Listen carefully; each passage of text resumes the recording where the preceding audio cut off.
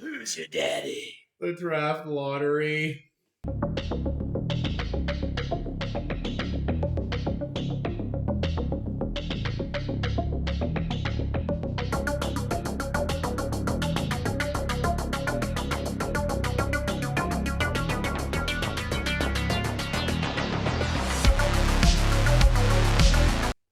So it's not a very good morning or good afternoon, or it's just a bad evening because Canuck fans worldwide are going to be sad for the next half decade. Because what do you mean? What do you mean? We trade away our best player, most of our good role bench players. We get last in the league by nearly 20 points. And then you think, 18.5% chance of the first overall pick, we'll get it. Third pick is what the Canucks got. I am in shambles. The organization is on fire. And I'm just not going to be allowed to watch good Canucks hockey for the next 7 years.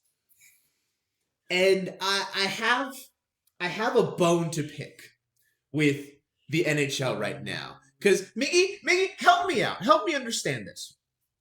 The Toronto Maple Leafs narrowly avoid the playoffs. No, they were in the playoffs. No, they got knocked out way Okay, before. They fine, finished at fine, the bottom. Fine. They have been disappointing for 5 years. They had the first overall pick not that long ago. So they miss the playoffs. Yeah. They go into full management rebuild. They fire everybody. They hire new people. Yeah. Austin Matthews is I don't know if I'm gonna stay here. Rumors and stuff. Yeah. And what do you mean the NHL just goes, hey, Toronto Maple Leafs, here's the first round pick. Oh, yeah, Austin Matthews, here's the first round pick for you to stay in Toronto. And the Canucks are on fire. And this fire is going to consume the entirety of my hockey watching pleasure forever. Now, speaking about the NHL, the playoffs. The first round has ended. Yep. And you know what? I mean, my voice needs a break. So, Miggy, I'll let you give our wonderful audience the rundown of the first round game scores. I was wrong twice. Actually, 3 times I was wrong. And I wasn't wrong by much on the other 2. They went to 6 games, but still wrong. Colorado pulled out the broom against LA. Sweep. They won 4-0, but LA did put up actually quite a fight. I was actually surprised. I was expecting 6-1s, 5-2s, and they were 2-1s, overtime games. These guys barely squeaked in and were giving President Trophy winners a fight for. I mean, as in chess, the Kings didn't concede. Yep. They lost, but they didn't concede. The one I really wanted to win won. Minnesota against Dallas. Minnesota won.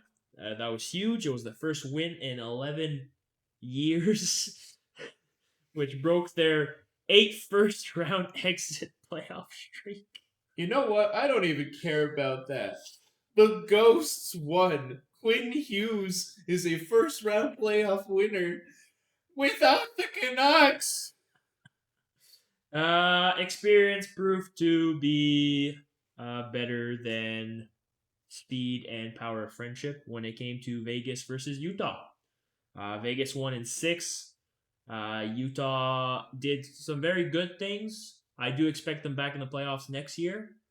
With a couple of moves and a couple of picks, they could well be dangerous next year. Anaheim surprised everybody by beating Edmonton. But, in my opinion, Edmonton, and McDavid said it, is a mediocre team that had high expectations in the playoffs. They had it coming. They've been to the Stanley Cup Finals 2 years in a row. Yeah. They had it coming. Buffalo beat Boston, but everybody's surprised that Boston made the playoffs, but everybody's surprised that Buffalo was so highly ranked in the playoffs, so there's really no surprise for the surprises. So what you're telling me is everybody thought neither team would win. Yeah, it was 50-50. Carolina sweeps Ottawa in a very physical fashion. There was a lot of penalties, a lot of physicality. Crayon Muncher, Brady Kachuk is out to golf with his brother.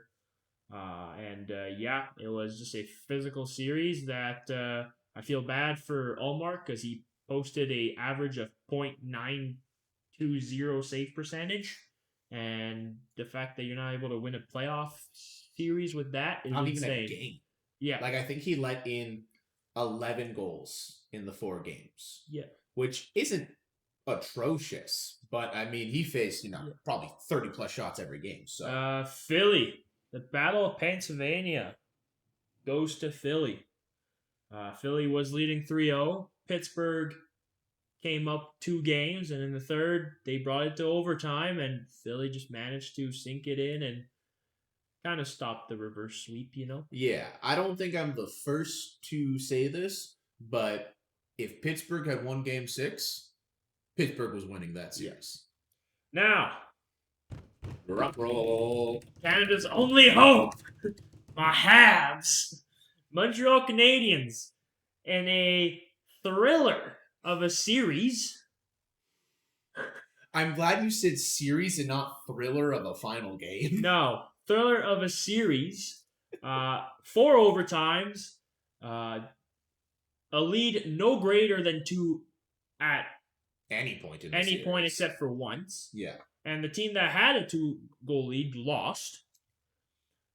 There is a goal differential for the winning team of +1. This was the tightest series, the most competitive series, and a lot of people thought it was technically the Eastern Conference Final. I'm biased. I approve of that. But Montreal won. Tampa Bay lost. John Cooper did get his one more game, but it didn't go his way. Although, I am a Habs fan, and I'm saying this right now. Habs shouldn't have won Game 7. Oh, goodness. Everything was on Tampa's side, except for Vasilevsky. But, so, the next matchups is Colorado, Minnesota, Vegas, Anaheim, Buffalo, Montreal, which is the youngest age-wise matchup in the series in NHL history, and Carolina versus Philly. And talking about playoffs. Well, before that, I want to go back to that Montreal series. Oh, because I think I know where you're going. you said that the only thing Tampa didn't have on their side was Vasilevsky. You know who else they didn't have on their side? Jakub Dobish. Jesus Christ. Second coming of Carey Price. I mean, this guy literally stood on his head. I swear I saw him doing, like, spins on his head in net during the series. Like, Game 7, when you said the Montreal shouldn't have won that is an understatement. Oh, yeah. The shot difference was 29-9. Yeah. Montreal had 0 shots in the second alone. period, which is the first time in franchise history. And Montreal, the Canadiens, are an old franchise. Yep. Original 16. They're the oldest franchise in total. This is the first playoff period in their entire history where they got 0 shots, and they still win the game. Yeah. Jakub Dobish, listen to these numbers. In this series, he played all 7 games, won 4, lost 3. He puts up a 2.02 goals against average, a .923 save percentage. He made 191 saves. He faced 206 shots. I had my reservations and my doubts about him, not because I thought he was bad, but because of how young he was. I was concerned that the playoff atmosphere would just get to a player as young as him. Those doubts were unfounded and unnecessary. And I realize that now. And Miggy, you and I have spoken on numerous occasions about this team of, man, we wish Carey Price had this kind of team, and he would have been probably a multi-time Stanley Cup winner. But you know what? Carey Price lives on in spirit with this kid Dobish. You know what's funny? He's not even the goalie that Carey Price sees himself in. He sees himself in Jacob Fowler, who is also on the Canadiens. So, like, this The price is right. The price is right. Like, I try my best to hold my expectations a little bit low for sports teams because I know how back and forth emotions can be. Especially you. You just went from the Seattle Seahawks winning the Super Bowl to Vancouver being dead last. In everything. So, like, I really try to temper my expectations as a sports fan, but I cannot help but be excited for these kids on this Canadian team, especially with the brick wall that they have in their net. It's not even brick anymore, it's cement. It is just 3 inches of reinforced steel. Nothing's going in there. Now, as much as I would love to continue talking about Dobish, the NBA playoffs are also ongoing. Oh, okay. And the first round is concluded. And let's just say that the way that this first round developed had me questioning all of my knowledge about basketball. I think I heard you say, I don't know ball 27 times the first day. I simply do not know ball. So Detroit, Orlando, I expected a sweep. Not Detroit having to come back from 3-1 down. Again. Again, this is the second time in Detroit and Orlando's competitive history where Detroit as the first seed and Orlando as the 8th seed, Orlando goes up 3-1 and Detroit comes back to win it in Game 7. The last time happened in the early 2000s with 2003 with like the end of the era Bad Boys Pistons. Yeah. Or like the Bad Boys Pistons 2.0. So I expected a sweep. I'm just glad that Detroit won this because I thought Orlando had this in the bag after Game 4. There's no way. Here's the one where I was completely wrong. Philadelphia against Boston. Did you say in 5 for Boston? No. I said in 4. And I said if Joel Embiid comes back by the power of Christ, Philadelphia might win a game. Oh, they had a lot of fucking power. Christ. Well, they won 4 games. Yeah. So they had the power of the Holy Spirit. Yes. They had it all. They had the power of Christ and the Holy Spirit. Because Philadelphia comes back from 3-1 down as well to win in Game 7 and move on. Yeah, see, it's a little different, these 2 3-1 games, though. Because you have Orlando, who overperformed to get a 3-1 lead, and then Detroit just realized, hey, we know how to play basketball. We can't let this happen to us. Boston blowing a 3-1 lead is like your number 2 blew a 3-1 lead to a number 7. Here's the thing. Orlando shouldn't have even been in the playoffs. So the fact that they pushed Detroit to 3-1 is just crazy on their part. Oh, yeah. But the thing about the Philadelphia-Boston series was that there should have been 0% chance that Philadelphia ever got close to winning this. Boston should have been just that good. Now, mind you, Game 7, Jason Tatum didn't play because of left knee stiffness. And before you say anything, because I know what you're going to say, oh, just goes to show how much tougher NHL players are than NBA players are. Oh, then what were you going to say? I was going to say it's kind of sad that he didn't play Game 7 when your season's on the line. That too. Anyways, New York versus Atlanta. New York wins that 4-2. That I predicted extremely accurately. What I didn't predict was New York winning by 50. In Game 6. Yeah, that was a BTA moment. That was belt to behind. Cleveland and Toronto was a 7-game thriller.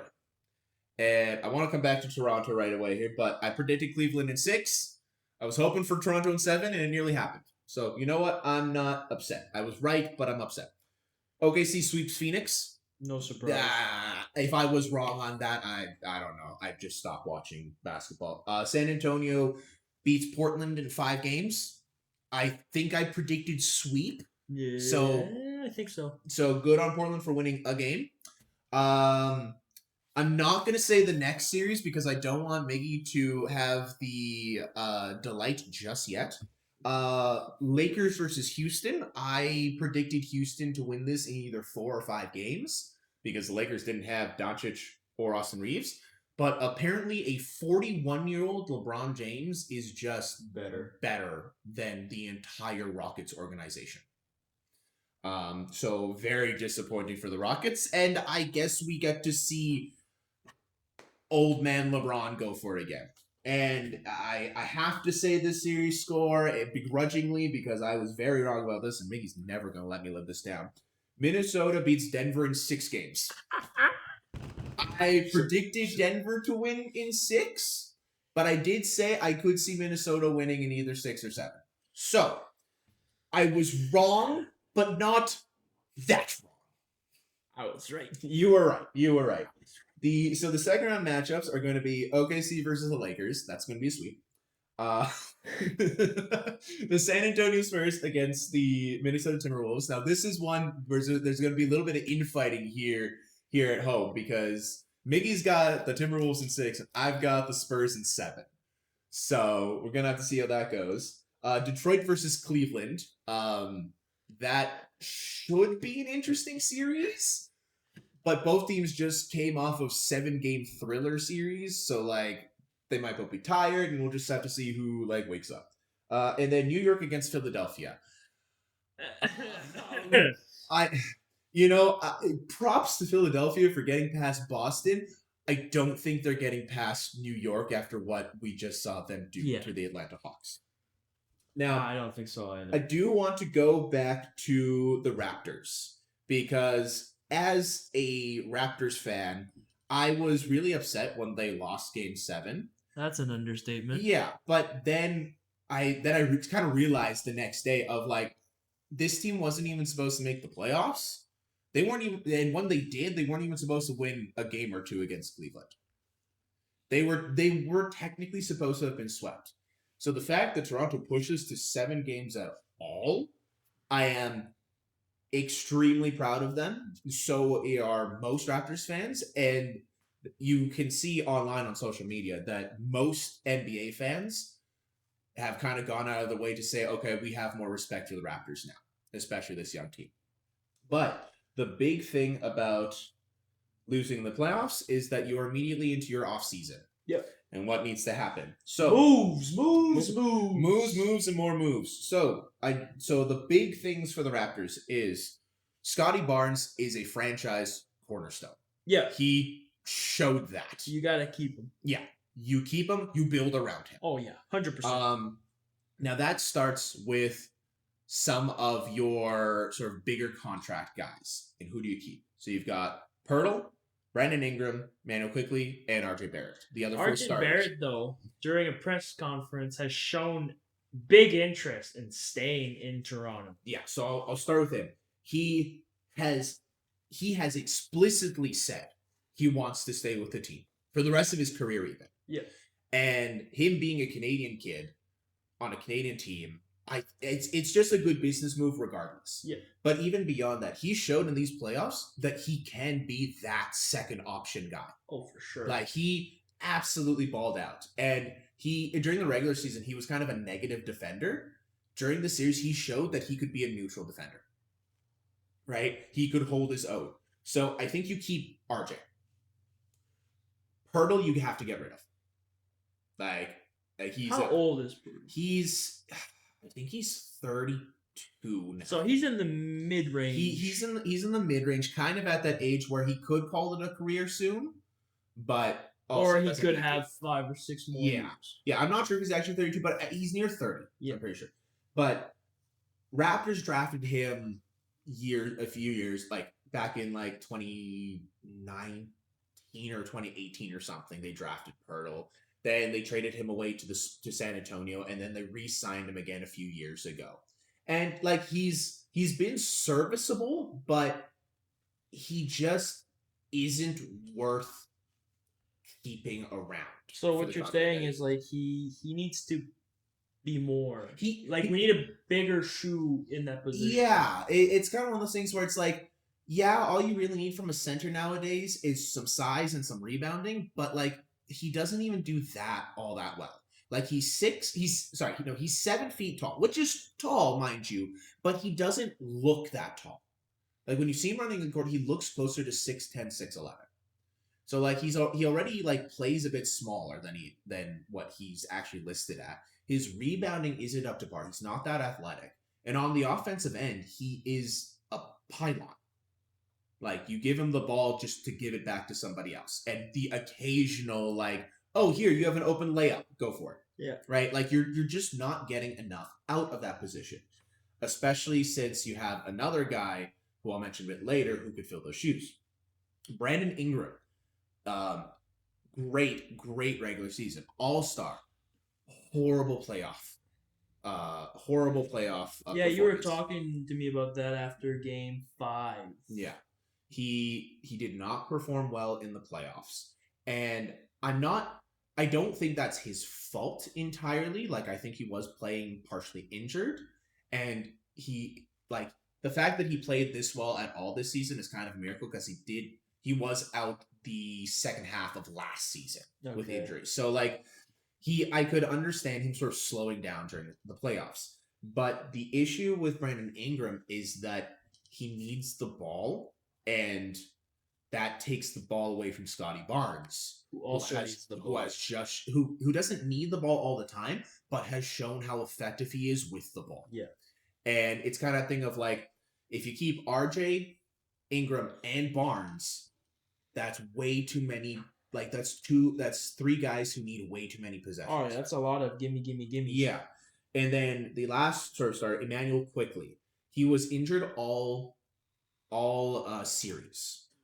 Okay. And his regular season, he wasn't bad. He played to what we sort of expected him to be. Kind of that highly offensive point guard who shoots threes, who will have a really hot night, but most nights won't do a whole lot. So, like, a hot and steady player. Yeah, like a hot and cold player, but, like, still had some things that he did steadily. So my biggest thing is that you need to move Pirtle and keep RJ. Yeah. I think you have to keep RJ. Like, he really showed that he needs to stay and that he belongs. Quickly, I'm still a little iffy on, especially because there's a guy who could take that place already on the Raptors. Talking about RJ, a lot of people who play for teams they want to play for are more willing to take pay cuts as well.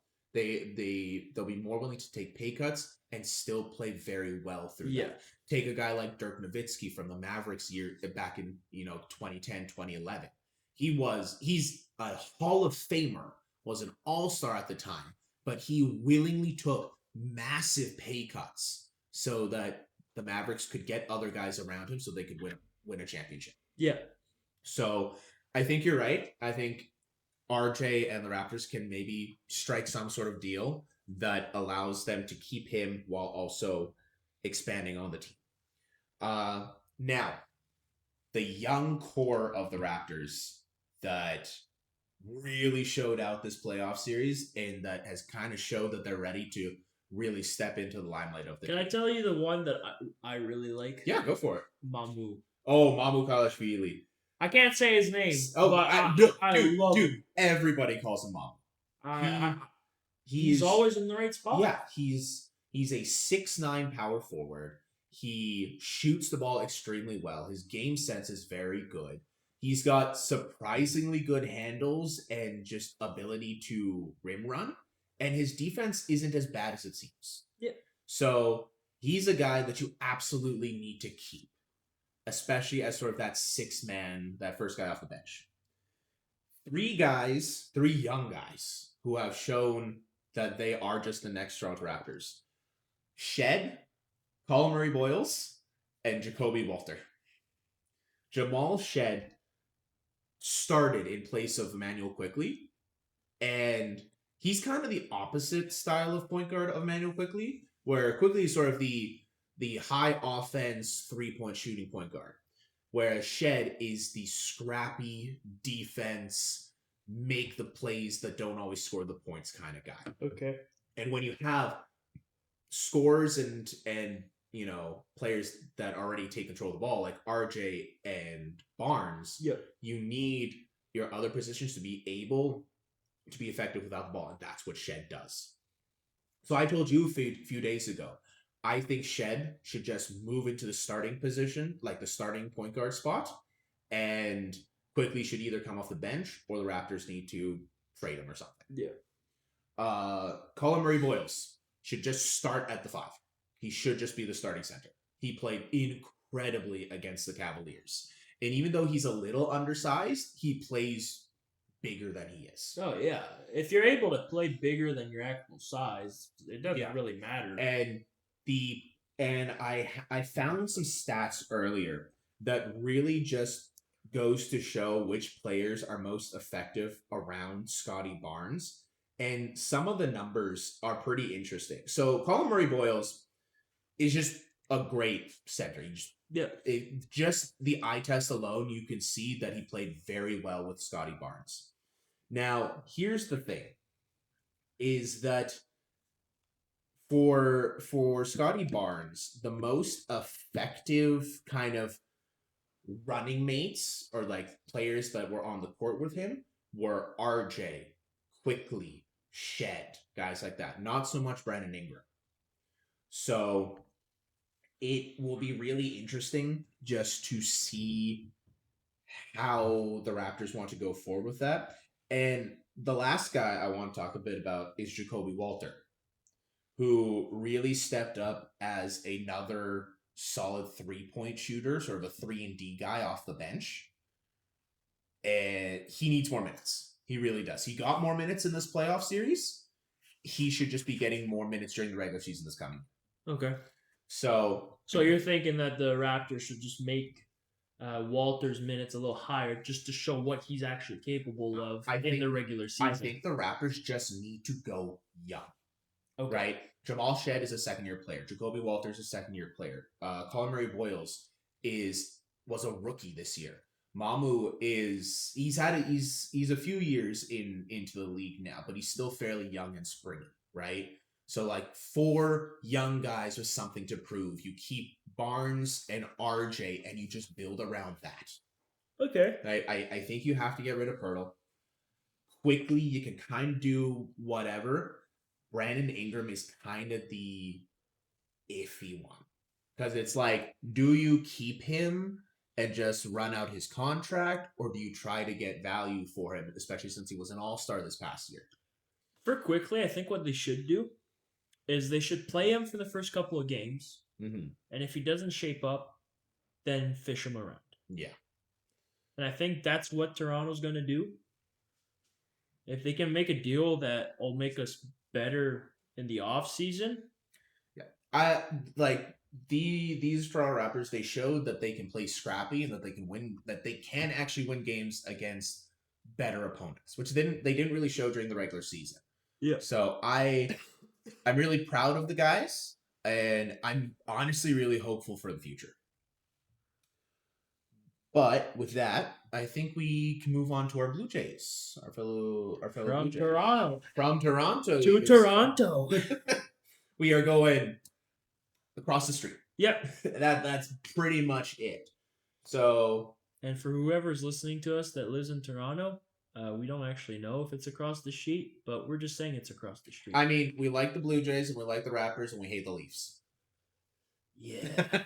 That's it's a very, very non-Toronto Canadian thing. Some good news for the Blue Jays from this past week. And I think you'd be more excited to say this than I would. Who came back to the pitching lineup this week, Miggy? Yes, savage. Yes, savage. And he's still savage. Oh, he came back. He started this past Tuesday. Yep. A week ago. Now, for everybody who was slightly disappointed, or, oh, this is not the savage we know, he's coming off an injury. He's coming off an injury. And we also have to realize he had 3 major league starts last year. And 2 of them were in the postseason. Yeah. One of them was in the World Series. Yeah. So this guy hasn't actually seen practically any, major league time. Any major league consistency. Yeah, it's always been minor league stuff. Yep. So the fact that he's coming back early in the season and is going to have the chance to start a bunch of games and really get going is great news. Speaking of great news, on Tuesday when he started, the Jays got a 3-0 victory over the Boston Red Sox. Shut him down. You savage. in 5 1/3 innings, had 0 earned runs and 3 strikeouts.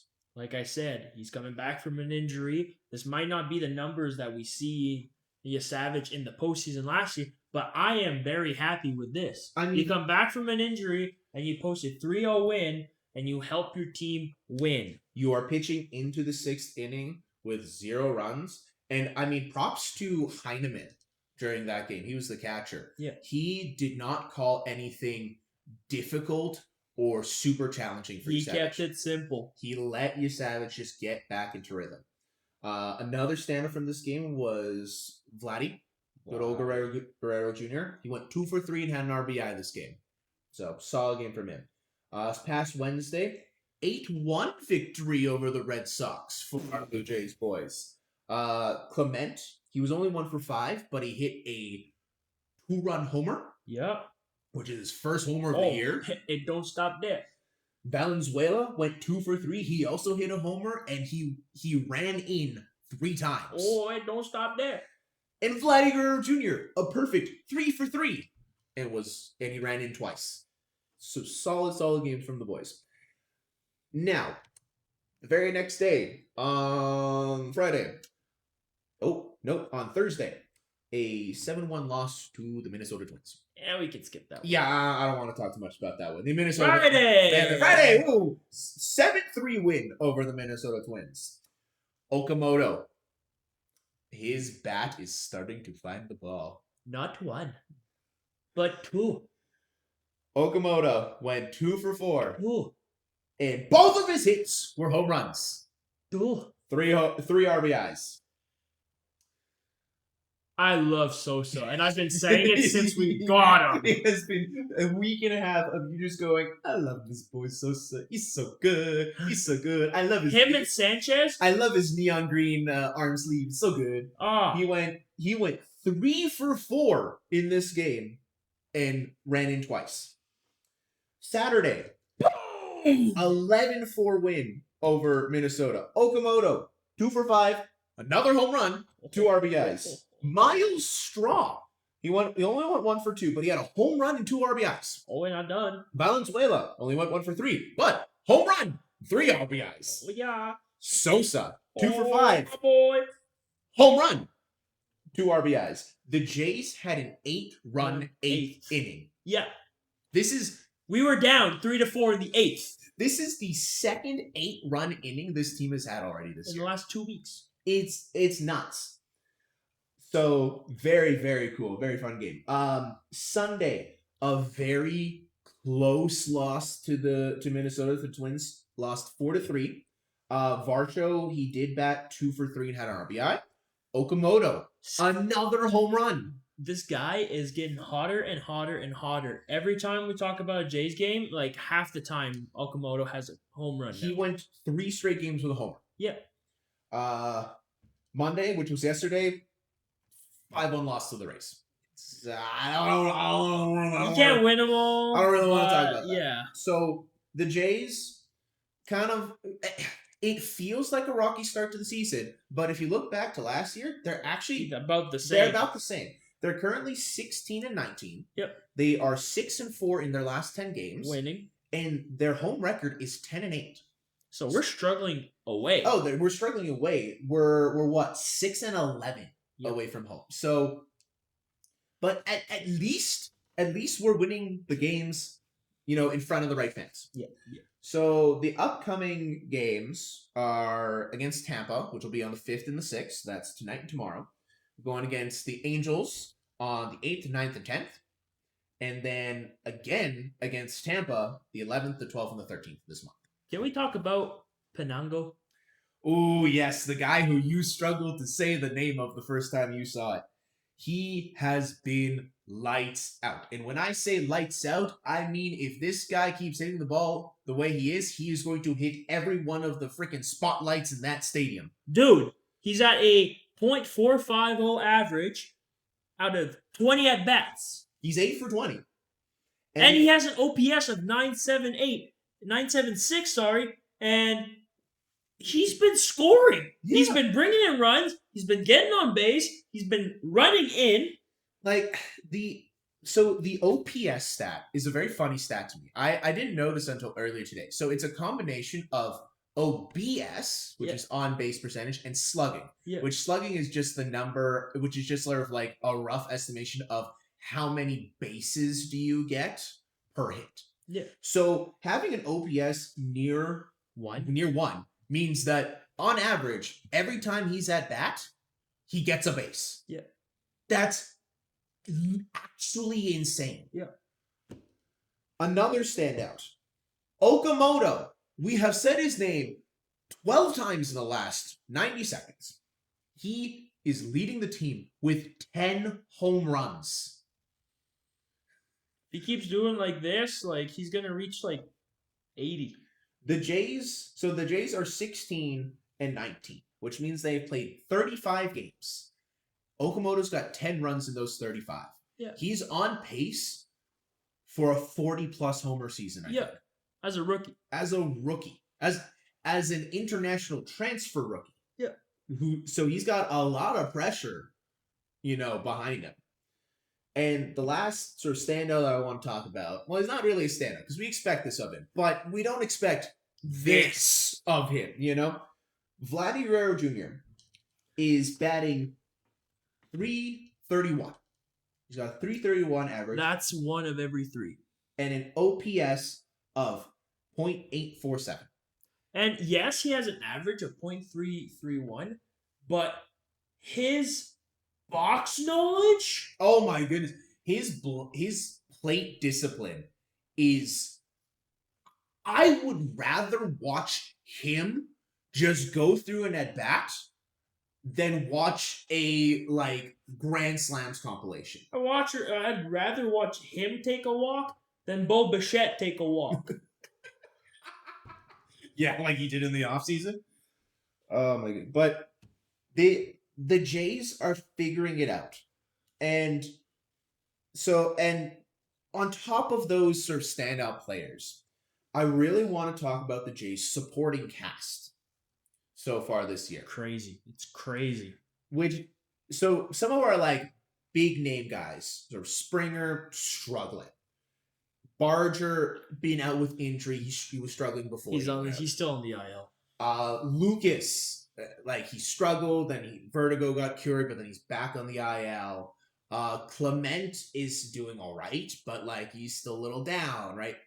So our top guys outside of Vladdy have either sort of underperformed or been injured. Yep.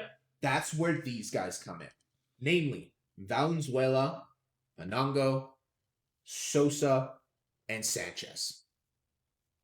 Now, we already spoke about Anango. Yep. Valenzuela has an OPS of 639, which is really impressive for a guy who's only batting a little bit above 200. Yeah.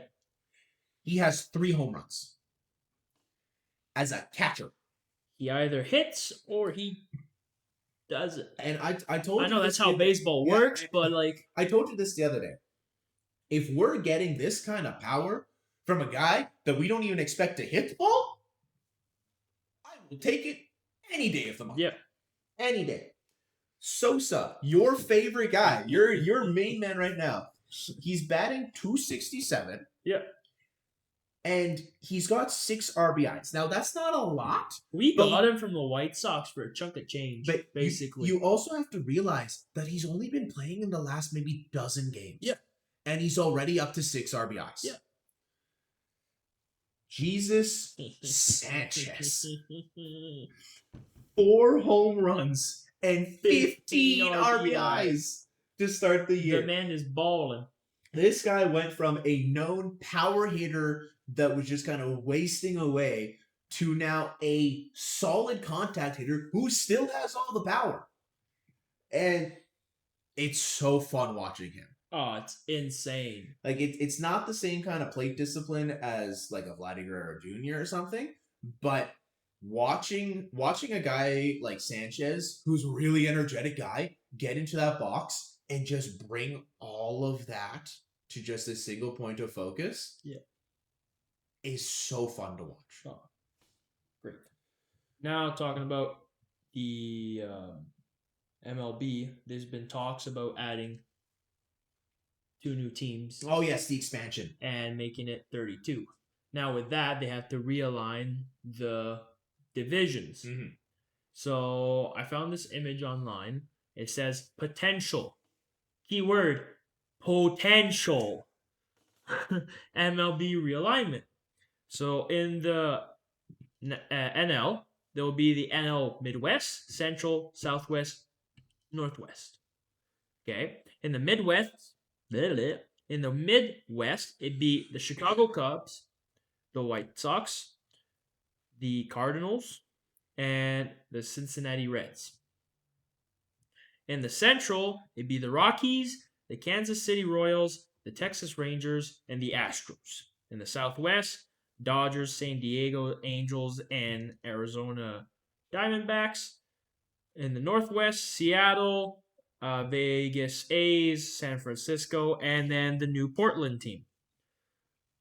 In the AL, you have Northwest, Mid-Atlantic, Great Lakes, and AL Southeast. Now the Great Lakes. Great Lakes is a hell of a name. You'll understand why when I say the teams. So Northeast, you have the 2 New York teams, so the Yankees and the Mets. You have the Red Sox, and you have the Phillies. In the Mid-Atlantic, you have Baltimore, you have Washington, you have Pittsburgh, and you have Cleveland. In the Great Lakes, you have Minnesota, Okay. you have Detroit, you have Milwaukee, and you have Toronto. Okay. You know what? Fine. In the Southeast, you'll have Atlanta, the Marlins from Miami, the Tampa Bay, and the new Charlotte team. I have to say it. The Great Lakes division is so kooky and so funny of a name, but I absolutely love it. I really do love it. I don't mind this realignment. I actually kind of be okay with this. Well, right, the other option with 32 teams is you go 4 of 8. Yeah, which is a lot of teams in the division, right? So they decided to do 8 of 4, and plus with this 8 of 4, it would make it a little bit more competitive because now the top 2 of every divisions basically is what the playoffs is going to be. Yeah, there doesn't really need to be a wild card. Yeah. You could either do top 2 of each division, or you could just do top 8 of each league, or something like that. But I really hope they don't do a thing where it's like top 1 of each division, and then everybody else fights for 4 wildcard spots or something crazy like that. Now, you did say this is just potential, so, right? So, like, but I like this 8 division, 14. We're going on real hypotheticals. But moving on to the NFL, the draft happened. We spoke a little bit about it last week. Not really a whole lot else has happened. It seems though that the season schedule or the announcement of it, it's supposed to come between May 12th and May 14th, like it does around that time every year. But there is rumors that the schedule now might be delayed upwards of a week. I mean, oh no, 7 more days before I know what teams play. So like for people that might affect, like, okay, I get it. Like, you're hardcore fans, you want to know who your teams are playing, you want to know if you can make it. Like, but like you can wait. It's a week. Yeah, and that's just a rumor, so it might even just come out when it's supposed to. Yeah. But other than that, like, it's been kind of quiet. NFL's really dead right now. CFL, it hasn't exactly been any louder than the NFL, but it's going to be right away here. Yeah. So the preseason starts May 18th. That is in 2 weeks, almost to the day. So the preseason schedule, actually, I think the whole season schedule is out already. The whole season schedule is out, but I think we should just stay with the preseason. Yeah, I'll give you guys the preseason schedule. So May 18th, we have the Rough Riders against the Stampeders. We have the Ottawa Redbacks? Is that what they are? The Red Blacks against the Alouettes on May 22nd. May 23rd, we've got 3 games. We've got the Argonauts against the Tiger Cats. We've got the Eskimos against the Lions. And then we've got the Bombers against the Rough Riders. May 29th, we have the final 4 preseason games. Yeah. Which sees the Tiger Cats against the Argonauts, the Alouettes against the Red Blacks, the Lions against the Bombers, and then Stampeders will be facing the Eskimos. So, well, what did you say our 3 teams were? I was the BC Lions guy, you were the Rough Saskatchewan Riders. Roughriders guy, and you were the Edmonton Eskimos guy, right, Jay? So, we won't really see much game between those 3 teams other than no, no, those 3 teams one. 3 teams just don't play against each other Yeah. at all in the preseason. But I am kind of excited for that Bombers Rough Riders game because I know that they Winnipeg and Saskatchewan. It's so funny because there's no outward big rivalry or anything, but if you ask the fans of each fan base, they hate each other's guts. There's so much just quiet animosity between these 2 teams. We know my missus and how big she is in sports, sarcastically. Even she hates the Bombers. You tell her about the Bombers and she gives you the stankiest face. So those are the preseason games. That's the schedule. I'll let you discuss the PWHL here. PWHL playoffs started. As of right now, Boston and Ottawa are tied at 1. Pretty physical game. I'm kind of surprised that it's Boston Ottawa, not Boston Minnesota, but here we are. Montreal decided to pick Minnesota. Will it bite them in the rear? It's to be seen. But as of right now, that Boston and Ottawa matchup, Ottawa's proving that, look, we are here. We want to be here. We are showing you guys that we can be here. And we're not going to go down without a fight. Now, the Montreal, Minnesota, including tonight, it is tied at 1-1 as well. Montreal just won in overtime, I presume. They do not have the same rules as the NHL. They have an overtime and then they have a shootout. Oh, Montreal, they should do shootouts. Montreal won in the shootout. Now, it was crazy. It was crazy. It was a hockey game. It's insane. The Frost are the highest scoring team, and Montreal has the best goalie. So it was to be seen that it was going to be tight. The immovable object against the unstoppable force. So both series are going to go to game 4, and if needed, a game 5 because it's best of 5. It's best of 5 for the first. Okay. Now, Minnesota forward Britta Curl Salim is suspended for 1 game and fined $250. Big whoop-de-doo for $250 for 2 separate incidents in the game 1 in playoffs. So basically, what happened in game 1? She got frustrated. She got legally hit, and then took her frustration by grabbing someone's helmet and bringing her to the ground, face first. And then another altercation showed, I'm not too sure about the second one. I couldn't find any more information. But there was another incident that happened during the game that caused her to get the $250 fine. The helmet one was seen as a intent of violence and misdemeanors that caused the 1 game suspension. If you're gonna grab somebody by the face mask and pull them to the ground. I mean, we've seen how many times in football that happens, and that's grounds for, essentially both teams going into a full-on scuffle. Yeah. So, I'm surprised that it's only a 1-game suspension, but it makes sense since it's only a best of 5. Yeah. Now, in that Montreal versus Minnesota game tonight, Marie-Philippe Poulin was the winner or savior or goal scorer, whatever you want to call it. She is the one that brought her team to the win, so the nickname Captain Clutch keeps going. It remains true. In the PWHL, outside of the playoffs, there's still talks about the expansion. They're not sure if it's still 2 or 4 teams. So once I find out what it is, you guys will know as soon as I As soon as we know. Honestly, yeah. We try to keep on track of all this stuff, but there's just so much. Well, I mean, expansion is just like the word of the year right now. I mean, MLB is looking at expansion. PWHL is looking at expansion. And NBA is not too far out of expansion. Heck, the NHL is looking at expansion. yeah. Like it's sports is growing and it's growing fast. Yeah, and it's bringing in money and it's bringing in new young talents, and there's just so much people doing sports nowadays that I mean, it makes sense. It really does. yeah.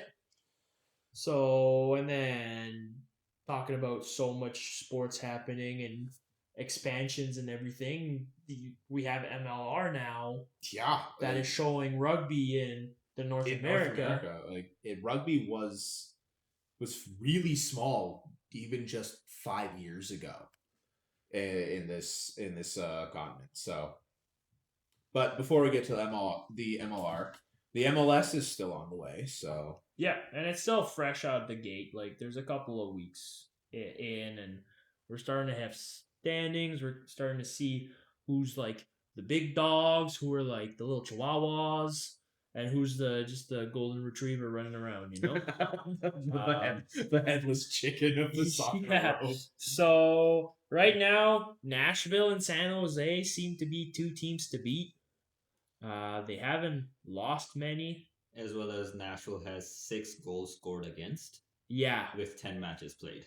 So Nashville's been keeping it close and tight. Now Tuesday and Wednesday weren't really MLS regular season games. They were the U.S. Open Cup round of 16 and the CONCACAF Champions Cup semifinal leg 1 of 2. So Tuesday for the U.S. Open Cup, Charlotte lost to Atlanta 2-0, and San Jose lost to Minnesota. San Jose beat Minnesota, 4-2. Now for the CONCACAF Champions, try saying that 5 times fast. Nashville lost against Club Tigres 1-0. So to Club Tigres was obviously continue into the leg 2, I suppose. Yeah. On Wednesday for the U.S. Open, Red Bull New York lost 1-3 to New York City, so a little bit of a rivalry there. New England lost 3-4 against Orlando. Defense just did not exist that game. It was a high-scoring game. Usually, you try to keep the 4-goal total. So the fact that you score 4, talking about scoring 4, Columbus did the same thing to Knox, except they only let in 1. Chicago and St. Louis. Now we're back again to these tight games. 2-1 for St. Louis. The proper scores. Yeah. Houston versus FC. A good old traditional soccer game. No fiesta. No fiesta. Goalies on points. No more than 3 goals aside. A real game. A real game. So Houston against FCL was 2-1 for Houston, and Columbus against CSS was 2-2. 5-4 in penalties. Yeah, but Columbus won 5-4 in penalty kicks. Now for the CONCACAF Champions Cup, and every time I'll be saying this, I'll see Chris snickering on the other side. Oh, you'll hear me snicker too. You ain't getting out of this. LAFC won 2-1 against TOL. So they will proceed to leg 2 and hopefully make it to the final is their hopes and dream. Now back to the regular scheduled program of the MLS. Pick it away, Jay. Toronto versus San Jose 1-1. Kansas versus Seattle 1-1. Salt Lake versus Portland 2-0. Miami versus Orlando. Fiesta of a game. Orlando takes it 4-3. You know, that's what's wrong with the sport nowadays. These little children, they score too much. There's nobody in net to stop the ball.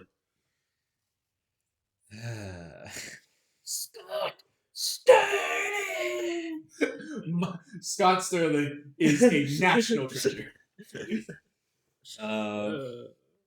Atlanta versus Montreal 3-1 for Atlanta.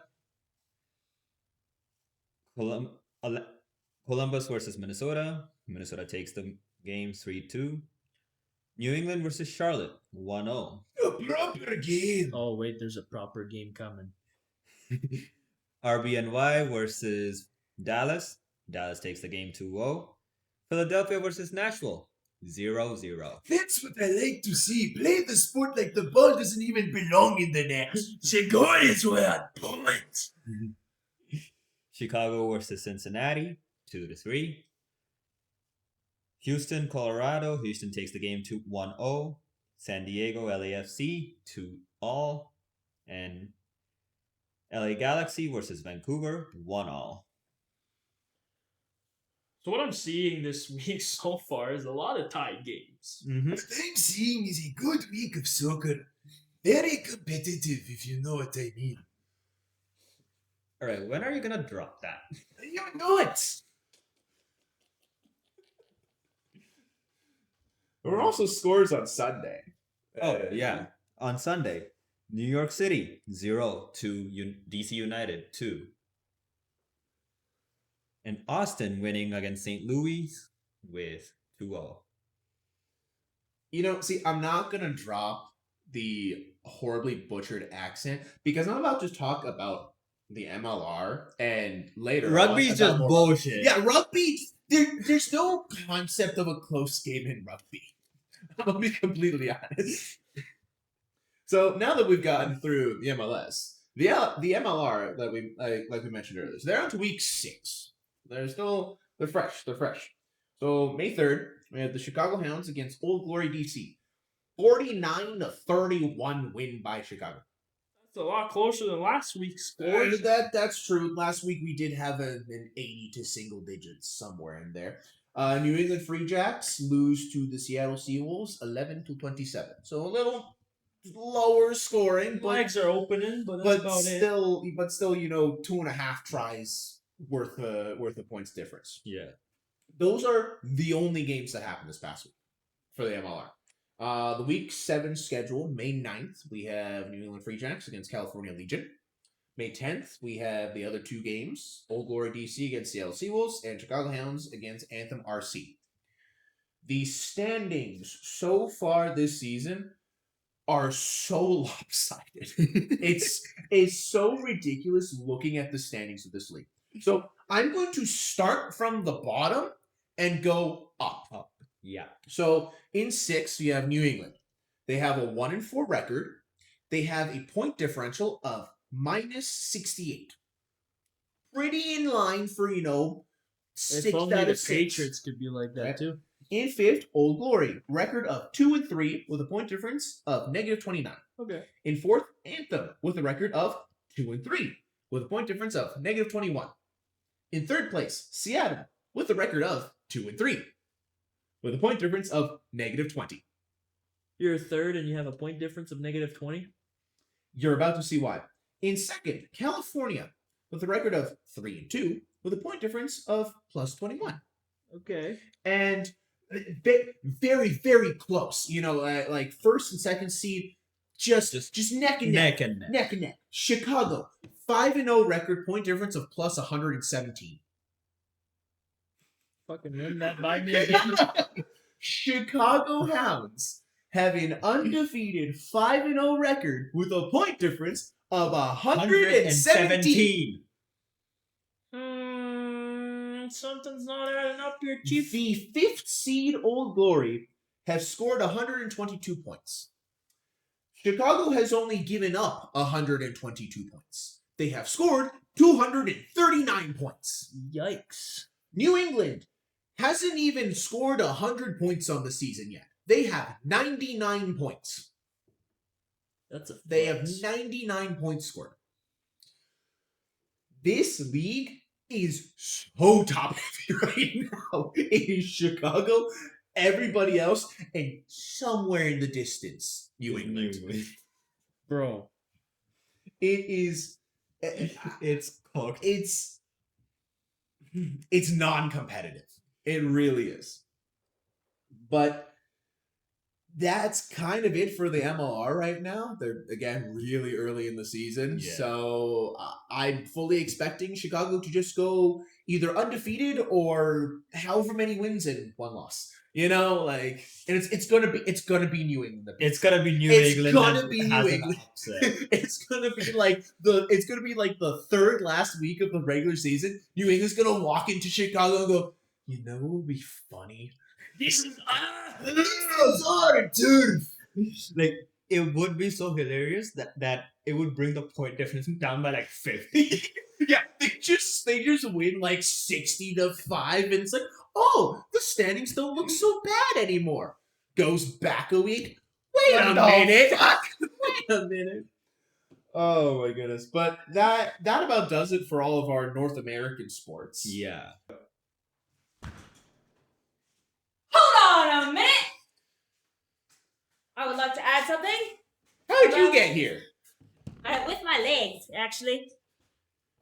So, to continue on rugby, the Quinnipiac University Athletic Department decided to take their D1 level women's rugby team, who produced not only Alona Mar, but like majority of the Team USA women's rugby team, probably the men's, I don't know, I don't follow them. The honesty is amazing. And they're going to replace it with a men's indoor and outdoor distance program. So a track team? Attractive. No, because they already have that. So they're adding an extra running club? Yeah, it's like, yes, like you have, like, you know, all the normal track things around, like, you know, Yeah. but now they're adding like long distance running, I guess. So they're abolishing, you know, the top tier of women's college level rugby for men's cross country, like Essentially. men's cross country running. Yes. Well, for you listeners at home, this is who you just heard kind of crash out about this. This is Katie. And yeah, this news came out what, today? No. No? When was this? I saw the Coach Jackie video. She posted this April 16th. April 16th. So okay, so we're a little bit behind on the report, but I knew about this like maybe like 2 weeks ago, but I mean Yeah. that doesn't change how ridiculous that is. I feel like this is not really often the podcast for controversy. No, but this is pretty ridiculous. But Chris Like- Chris offered me an opportunity. He goes, I don't know, I don't have much on rugby. And I was like, boy, do I have a story for you. this girl hears me go, you know what? The rugby segment's gonna be a little bit short today, and goes, no, it isn't. Nuh-uh. No. It's got me. Nuh-uh. let me add. let her cook just a little bit. Some feminine rage to this I mean, there's a lot male-dominated podcast. There's a lot of testosterone on this podcast. She's got a Sausage fest. She's got a point. But oh man, so what is it? Quinnipiac? Yeah. Quinnipiac University. Yeah. The cool thing about this whole story, I mean, it's a bad story. That's not what I'm saying. But the cool thing is the outrage that's going on, because it's not just like the players or the coaches. It is like the entirety of social media that has even heard about this. They're just like, y'all messed up. Yeah, like this like- is so dumb. It's just a distant, like, mini, like, they're adding to their track, but, like, they're replacing a D1 program. They're replacing an entire program for like a small cousin addition to a program. And the thing, you know, just to add insult to injury, they stated that at the end of this competitive cycle, their women's rugby will become a club activity. They don't even have the balls to say, no, we don't want you anymore. They're going, so we don't want you guys as important as you are. So we're going to make you real small. We're gonna hide you. No, Brock couldn't come up with this shit. Honestly, yeah. Like, this is beyond AI. Oh my goodness. Well, you know what? I mean, I'm not too upset with the controversial end to an episode. No. So this feels good. This feels good. You know what? This is good because if this didn't happen, I was going to crash on more about the Canucks, but that's like my own little thing. But like, this actually matters. How many crash outs have you had over the Canucks already? This episode at least 2.5. And the Yeah. reason a half is because I stopped them. Yeah.